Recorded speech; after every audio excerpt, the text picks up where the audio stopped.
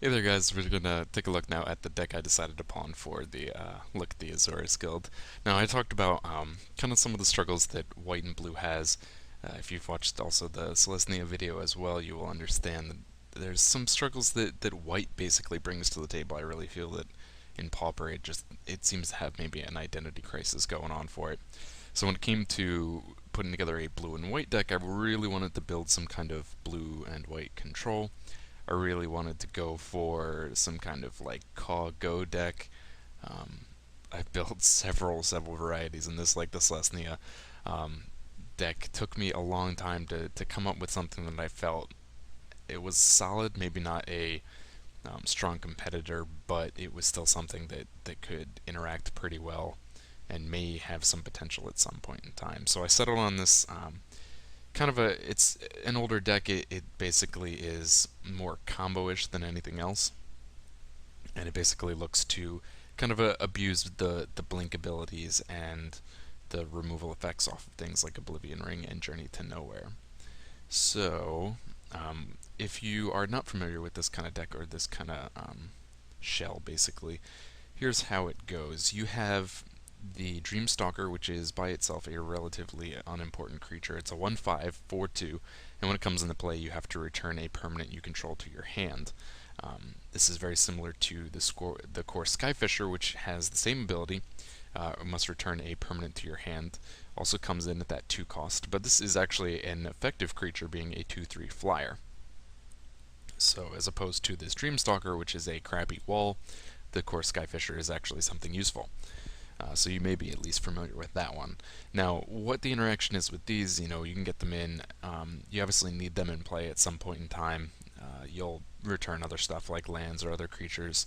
We'll get to that in a second off those. But once they're in play, you can get this interaction going, and the only pieces you need are one of these two on the battlefield, and then a removal option in your hand, whether that is Oblivion Ring or Journey to Nowhere, and a blink spell in whether it's a momentary blink in your graveyard for the flashback or just a straight blink in your hand. Now what happens is when you have one of these guys on the field and you cast Oblivion Ring, say you're trying to remove an Ulamog's Crusher, you cast the Oblivion Ring to remove the Crusher, and once the Oblivion Ring comes into play, the effect to remove the creature goes onto the stack. In response to that, you cast one of your blink spells targeting, say, Core Skyfisher, and when the Skyfisher is blinked, you have to return a permanent to your hand.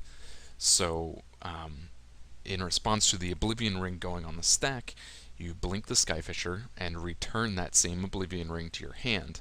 Now, what happens is, because the Oblivion Ring is leaving play, the triggered ability happens for the fact that when that Oblivion Ring leaves the battlefield, that creature is returned. So the return effect happens actually before the removal, and this ends up resulting in the Crusher being removed permanently. Hopefully that is easy for you guys to understand. It's a little complicated to say. It's easier to see in practice, and maybe in writing as well you can see it better. So that's kind of the combo piece here, and that makes up kind of the majority of your deck. The Skyfisher can work as beats later on, but you really are looking to kind of abuse this constant control package and be able to remove just about everything. In addition to that, you're bringing in a couple of the sisters here. We are bringing in 2 Suture Priests and 3 Soul Wardens. Idea is just obviously to gain some extra life when you're doing all of this blinking anyways. The Suture Priest works out really well as well, because you can end up with this deck running into several kind of stalemates despite the fact that you are removing a lot of creatures. So getting that kind of alternate win condition is occasionally important. You're not going to win games off of straight Suture Priest doing damage, but it's important. Every little bit counts. It's also kind of the reason we're bringing in a single copy of Guardian of the Guild Pack. Now this is something, it looks janky as hell, but it is something kind of original to the original shell that this deck was built off of. And I had looked to replace it, maybe upping the count on something like the Wellspring or something like that to a 3 of. But I think the Guardian provides basically that win con I was talking about.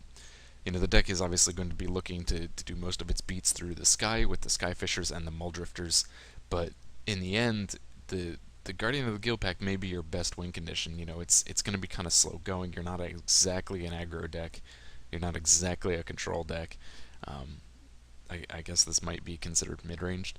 But anyways, you really need kind of that alternate win con, so getting that Guardian down will give you a lot of opportunities to get that damage actually through. Longbows are also something that was kind of a transport from the original shell. It's kind of interesting that you're building a shell off of this because so many parts of this deck are basically integral to the making of the deck and the combo to work. I mean, this whole package here needs to be almost card for card because of how it interacts and your ability to draw into the pieces you need for it. Longbow is something, like I said, it did come from the original. I do kind of like it though, maybe as a single instead of a double. It's something we find ourselves against a lot of one toughness creatures in Pauper. I've seen, personally, I keep running into a lot of Delver even in the casual room, so getting rid of those Delvers before they flip, getting rid of fairies before they become out of hand, stuff like that is really great. And it's really easy to throw those on something like the Suture Priest or the Soul Warden. The deck is running 23 lands, so it doesn't usually have a problem finding those. A decent amount of draw as well. So it's not very hard to throw a longbow onto the Warden, and instead of tacking, just waiting until the end of your opponent's turn and throwing out that one damage that way. Costs you nothing to do, and it makes yourself a little more efficient. Also bringing in a full set of Muldrifters. Card draw is kind of important. You do have kind of a three-piece combo here. Oh, sorry about that. A three-piece combo here, and so you need to find those pieces as soon as possible. The Wellspring is really kind of great. It's it's simple draw. It works well because of the fact that it's an artifact, so you can play it off of either color. And what really works well with it is, I said part of this combo is you have to have the Dreamstalker or the Skyfisher into play to get things going. So if you have the Wellspring in play, when you first make your play on Skyfisher, you can return the Wellspring to your hand and use it again. You notice this deck doesn't have, most of the time you use Wellspring, you're looking for a card in your deck where you can sacrifice your own artifact. It's one of these things, if your opponent isn't going to kill it, you're going to make sure to kill it so you can draw it. But because this deck doesn't do that, it's going to be using these Wellsprings as bounce fodder for the Skyfishers and the Stalkers. So it can draw extra cards that way by returning the Wellspring to hand and replaying it. So pretty fun deck to play. Definitely, I think, casual. Borderline rogue, I guess. It has some decent matchups. It can create some really troublesome board states, but well, you'll see the games here in a second, and you'll have to judge for yourself. Alright guys, we're going to take a look at the first game here. So opening hand's pretty good. We have two lands available to us, and they both come in different colors, which is fantastic. We get a really great turn 1 play with the Soul Warden. And turn 2 we have a play as well, but it may not be the one that you think. So let me advance these while I explain here. Usually on turn 2, what you would want to do if you're playing a white weenie deck is throw out this Skyfisher. You want to get this guy into play as soon as possible and do as much damage as possible. This works well for the mono white strategy because it's a much more aggressive deck and it's looking to get creatures down fast and do as much damage as fast as possible. It doesn't really have a mid to late game. With this deck, actually, what you want to do is put down the Wellspring on turn 2 instead. When you put down the Skyfisher on turn 2, if you don't have another creature, what it's going to do is return a land to your hand, and that sets you back 1 mana drop. This is not something that you want to do with this deck. This deck very much relies on tempo and hitting those mana drops because it's definitely built for the mid to late game. It wants to have those lands in the field so it can use all that mana it needs to get its combo going. So opponents running a Carrion Feeder, I had assumed that it was a Tortured Existence deck. He did attack with it, and this is a very hard card to deal with. Its ability to sacrifice a creature allows it to get rid of itself. It also allows it to get bigger to put it out of range of damage spells such as Lightning Bolt, and makes it very, very troublesome. So if my opponent was willing to attack here, I was willing to trade the Soul Warden for that Carrion Feeder before it got way out of hand. So turn 2 here, we are going to make that play for Wellspring. Like I said, tempo-wise, it's more important for this deck to hit that drop there. Now, my opponent is a bit land screwed, and that's unfortunate for him, but we do get our Skyfisher down and are going to use it to return the Wellspring, which means that we will get a chance to draw a card later on. Like I said, we don't have an option to kill the Wellspring, so what we're going to do is take the opportunity to just return it and draw off it. So what we're going to do here is play the Wellspring before we drop our land. This gives us an opportunity to draw into a 2-cost spell that we may want to play. If we don't, and we didn't, then we can put down this Guildgate instead, and we can get it untapped as soon as possible. Sorry about that.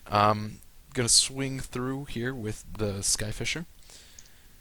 Put our gate down, and hopefully our opponent gets some land soon, because otherwise it's just kind of a boring solitaire game. Swinging through, and I am at a point in time now where I can hard cast the Mulldrifter, which is great. Going to give me a lot of options for card draw. It's definitely something this deck needs. It needs to get those lands down. It needs to draw into the pieces for the spell. We're already sitting on one combo piece. We have the second in play, and all we need now is a blink effect to get this going. So unfortunately, opponent's still not getting them, but that's okay. We're going to attack. Slight misplay here. I put the longbow into play, but I kind of waste the mana. I should have tapped out, and I had no other play. I should have tapped out to equip the longbow to the Suture Priest. I don't realize that it takes me a couple of turns to kind of catch up to it. So finally, here we are on turn 7. My opponent gets his third land and does manage to kill off the Skyfisher. Definitely the right choice because of the fact that it is an important combo piece. So swinging through, and once again, bit of a misplay here because that longbow should be on the Suture Priest, and it should be dealing damage that way as opposed to straight out attacking. Realizing my mistake here, I do just finally equip it at this point. So opponent gets yet another kill spell going with Befoul off of Cabal Ritual. It's going to slowly whittle away, and this game stalls out basically from the fact that he has a lot of creature control as well.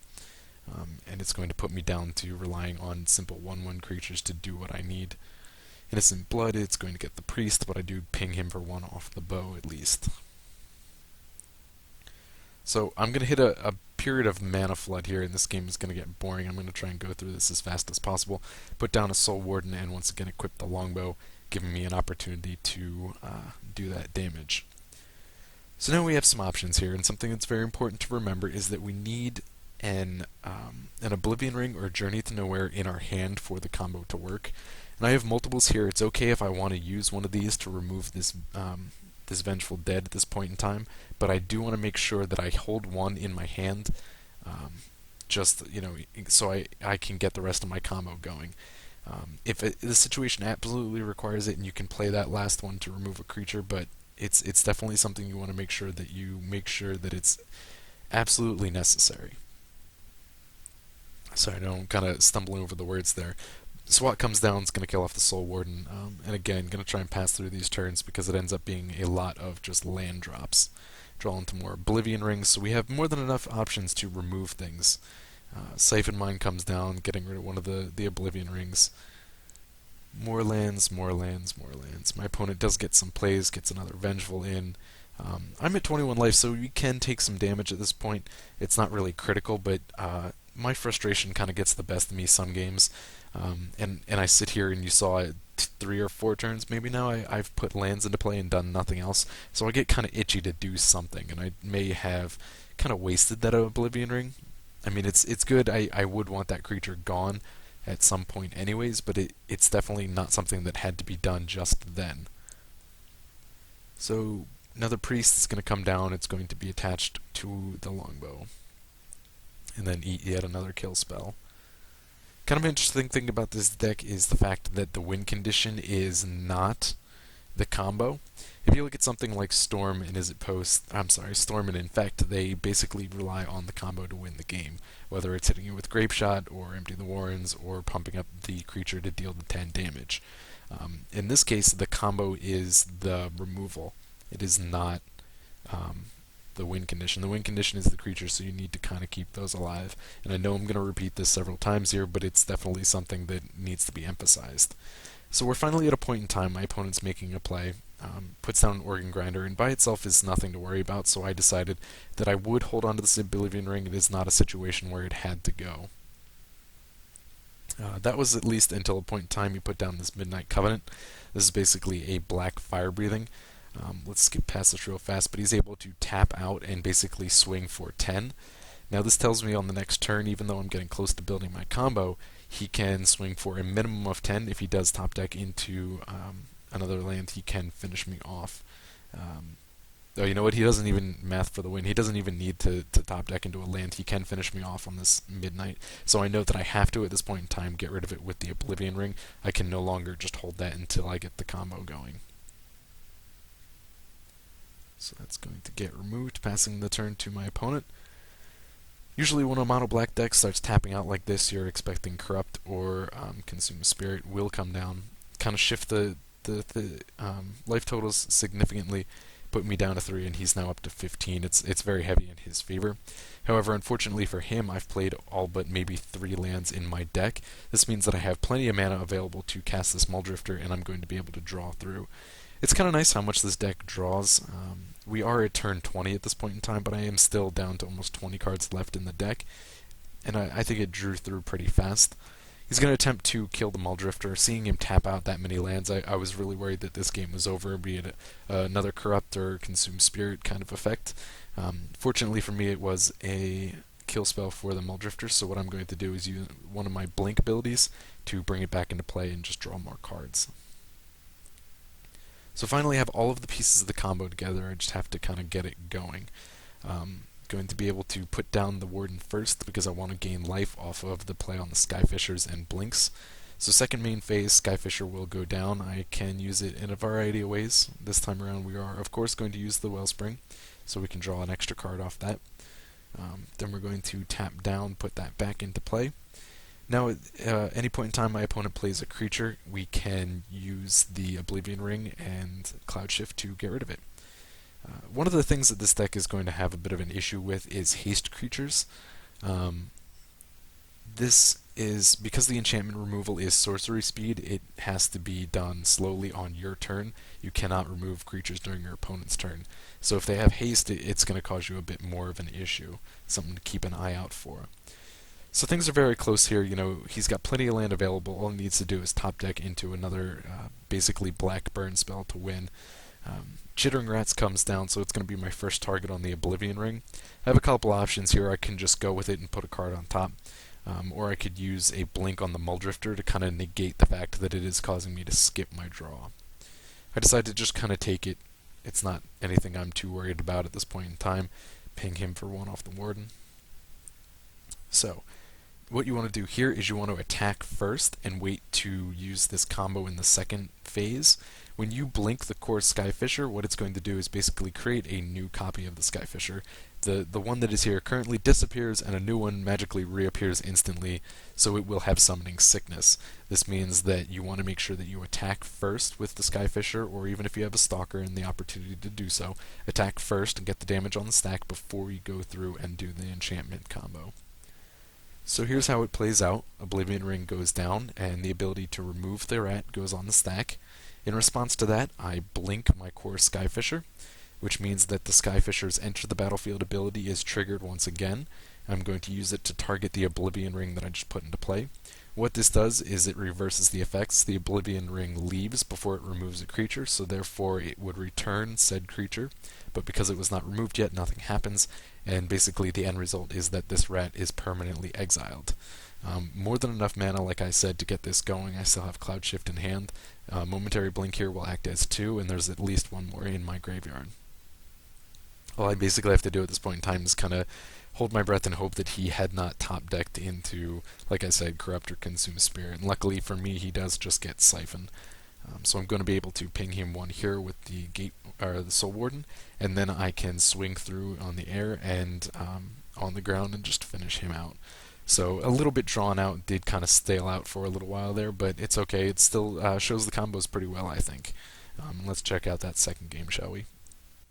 Okay, for our second game here with the Azorius deck, opening hand is pretty good. We have 2 lands available to us, and we actually do hit both of our intended colors. We have 2 pieces of our combo out. We have the Skyfisher or the Stalker, as well as Cloud Shift and Momentary Blink, so things are looking pretty good. Once again, you don't necessarily want to start out on turn 2 with the Skyfisher. Yes, it does provide a very aggressive front, but this deck looks more for tempo control. You really want to kind of get to that mid game, and you want to kind of build up a mana base as well. So my opponent is playing a Rakdos deck, and usually with these Rakdos variants, you are immediately thinking of Blightning, and Blightning says direct damage and discard. So when you think Rakdos, think fast and burn spells. So what we want to do is going to use these Sisters. They'll do a pretty good job of gaining us some extra life, putting us a little bit further out of range and kind of making up for these burn spells. You see here right away he is going to hit me with an Incinerate. So that life gain is definitely going to help us out here. We also want to try and be as fast as possible, which may be a bit of an oxymoron for this deck. Is that the right word? I'm going to go with yes. It's definitely the approach you want to go with, but it's sometimes easier said than done. So here we're going to swing first with the Priest, because I make a bit of a misplay here. What the play should be here, because I did not hit a land drop, I should put down Skyfisher and use the Skyfisher's ability to return a Plains to my hand and then reuse that Plains to put the Salt Warden into play. I do, however, make kind of a poor choice here, a bit of a mistake, and I use the Skyfisher's ability to return the Suture Priest. Again, my immediate thought here was that I don't want to return lands because of tempo, and in doing so, I didn't realize that if you don't hit your mana drop anyways, then it doesn't hurt you any to return a land with the Stalker or Skyfisher, because you're going to be able to put it right back into play. What it did is basically screw me out of having 2 extra creatures on the field here, and a little bit extra life gain if you put down a creature at this point in time, which he does. So that the creature play would have put me up 2 extra life. I would have been back up to 20. Do hit into a 3rd land at this point in time, finally, so we're going to have to unfortunately waste this turn by tapping out all of our lands and putting these Sisters back in play.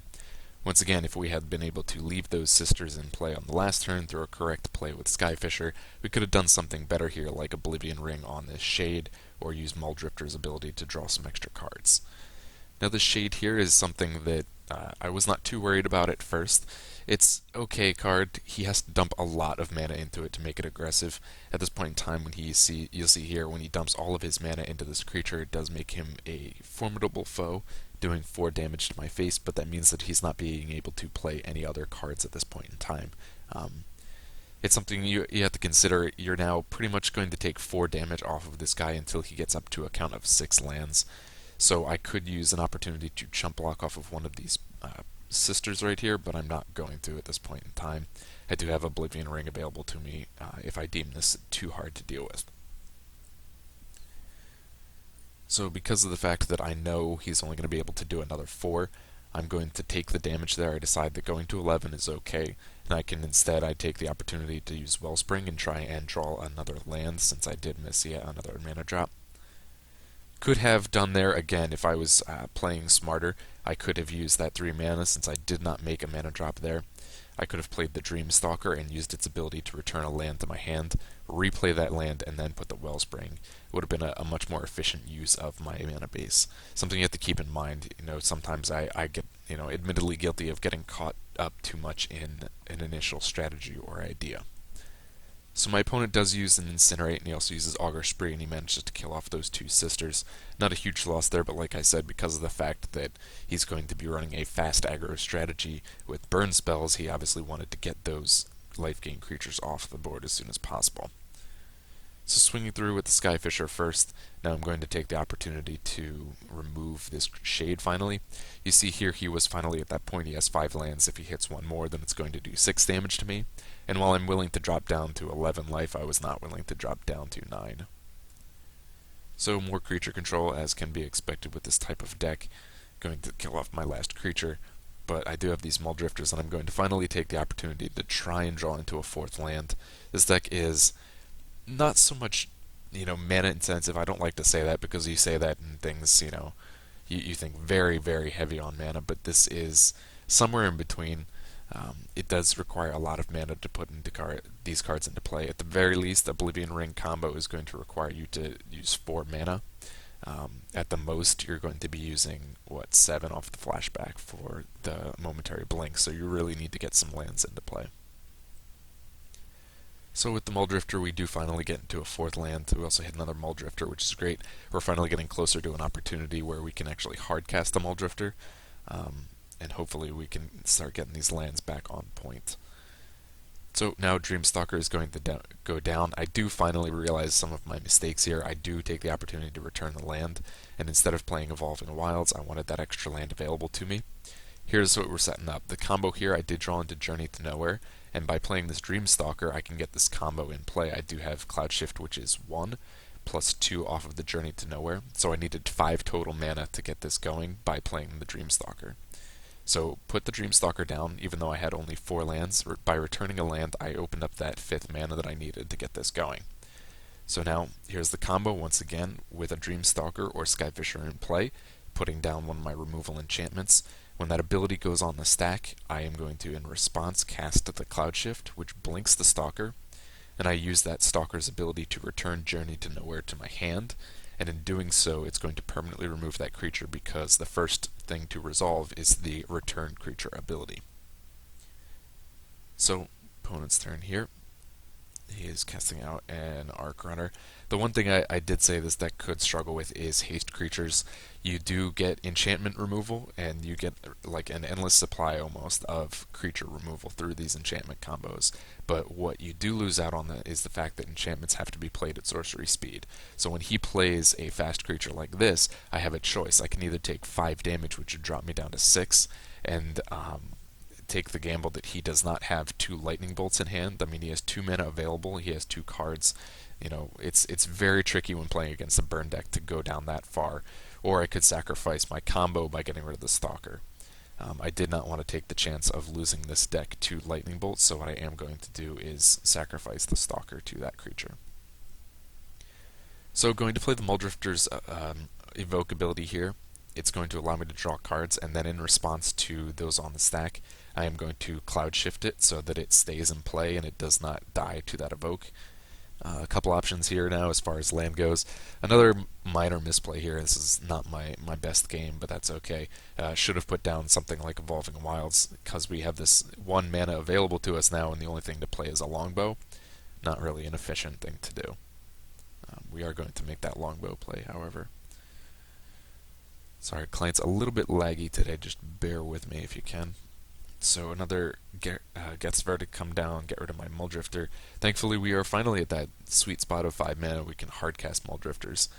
Definitely happy to see those. Stalker is going to come down first so that we can get our combo back online. We do have a momentary blink in hand and the Journey to Nowhere. He's not actually that creature heavy that it is a big concern for me, but I still want to get that combo going as soon as I can. So going to return the Wellspring with that Stalker and draw an extra card off of that. And finally now get that Evolving Wilds in and try and thin out some of this land.